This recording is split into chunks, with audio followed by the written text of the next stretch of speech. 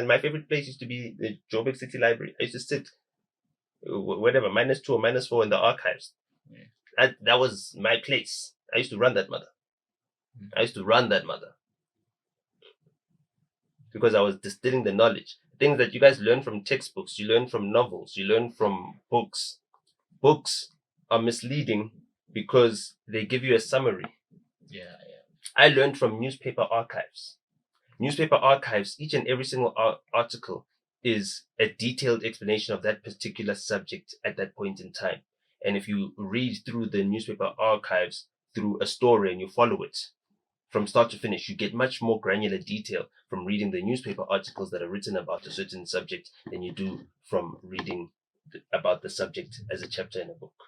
I agree with the textbook giving a summary, because like a lot of things I studied about Steve Biko, now when you make more depth research, you discover new things and so like I agree. When you start searching for primary sources, yes, and then you go to the original interviews and the original transcripts and stuff like that, and that's the things that you learn from, the things like, okay, let me tell you, another thing is that I had a sister who was 6 years older than me, so that's like a secret weapon. She had the experience to learn the things, and I had to emulate her to clearly in our household.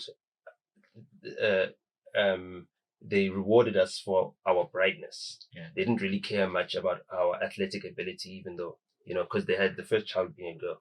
So when your first child's a girl, you don't really obsess too much about athletic ability. You want your son to play soccer or whatever. You know what I mean? So brightness and all that stuff. She did music and everything else. So if she was at the stage where she could read as a baby, I'm learning, I'm seeing, okay, my sister can read. I'm going to pick up books. I force myself to read. That's why I learned how to read at 4. You know what I mean? At 4. Yes. And once you read, you cannot stop reading. You cannot look at letters and think, okay, what is that? You know what I mean? As soon as you see SONY, you Sony in your head. You have to think that it's SONY. You know what I mean? I'm talking about the camera reading there. No. So, you know what I mean? So, I know what you're talking about. The practice also comes from observing. And kids learn from one another. That's why I don't even believe in the concept of school. I see people taking their kids to school. I wouldn't take my kids to school, even though I might take them to maybe the schools that I went to. Yes, yeah, but I wouldn't even take my kids to school. I'd rather families, like all of you and your cousins, your kids are roughly around the same age.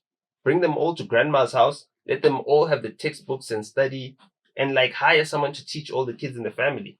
And then your kids have got your values, and your kids won't come back dressed like a girl and tell you that it's gender exchange day. Don't you think school? You understand what I'm saying? School doesn't sharpen anything. At school, black kids get taught to go home and disrespect their parents. That's the education system.